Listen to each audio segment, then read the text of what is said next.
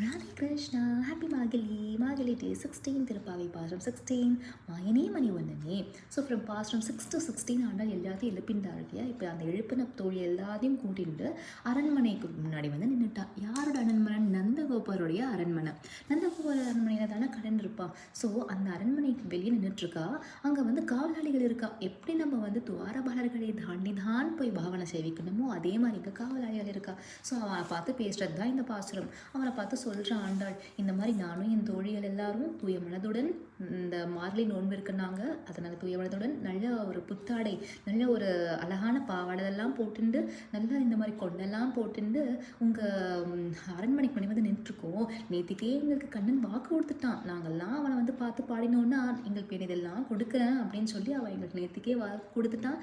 அதனால் இவ்வளோ பெரிய அரண்மனையுடைய நந்தகோபருடைய அரண்மனையை காக்கிற காவலாளிகளே, கொடித்தோன்றும் தோரண வாயில் காப்பவர்களே, தயவை கூர்ந்து கதவை திறந்து விடுங்கோ.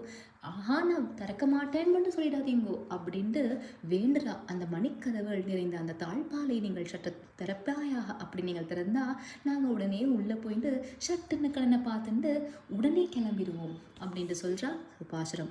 நாயகனாயின் இருந்த கோபனிட கோயில் காப்பானே கொடித்தோன்றும் தோரண வாயில் காப்பானே மணிக்கதவம் தாழ்த்திரவாய் ஆயர் சிறுமியர் ஓமுக்கு அரைபறை மாயன் மணிவண்ணன் நென்னலே வாய் நேர்ந்தான் தூயோமாய் வந்தோம் திருழப்பாடுவான் வாயால் முன்னம் முன்னம் மாற்றாதே அம்மா நீ நேரழை கதவம் நீக்கேலோர் எம்பாவாய்.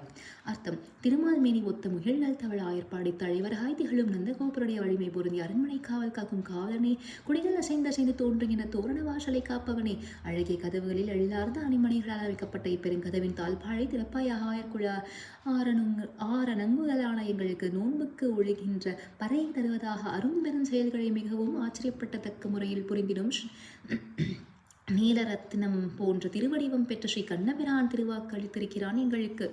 அந்த முகில்வனனான மணிவண்ணன் கண்ணன்ன கமலக்கண்ணன் தூமணி மாடத்து சுற்றும் விளக்கிறிய நறுமணத்துழாய் மாழையுடன் நவரத்ன மணிகள் தவள துயிலனை மேல் கண் வளர்கிறான். குயில்கள் கூவி துயில் எழுப்பும் முன்னே நாங்கள் சென்று மாமாயன் எழுவதற்கான திருப்பலி எழுச்சி இசைப்பதற்கு கண்ணிலும் கருத்திலும் நெஞ்சிலும் மனதிலும் களங்கமில்லாதவர்களாக வந்துள்ளோம். ஐயா, முதலில் வேண்டுகிறோம், உன் திருவாக்கால் மறந்து விடாதீர்கள். ஸ்ரீ கண்ணனை காண கண்டு தரிசித்து திருப்பள்ளி எழுச்சி பாடி அவனை துயில் எழுப்பிட அனுமதி தருக. பெரியத்துடன் ஒன்றுடன் ஒன்றிணைந்திருக்கும் இப்பெரும் மணிக்கதவுகளை திறப்பாயாக என்று தன் தோழிகளுடன் ஸ்ரீ கண்ணபிரான் திருமாளிகையின் முன் பெருவாசலை அடைந்த ஸ்ரீ கோதியம்மாழையின் காவலர்களிடம் விண்ணப்பித்தாள்.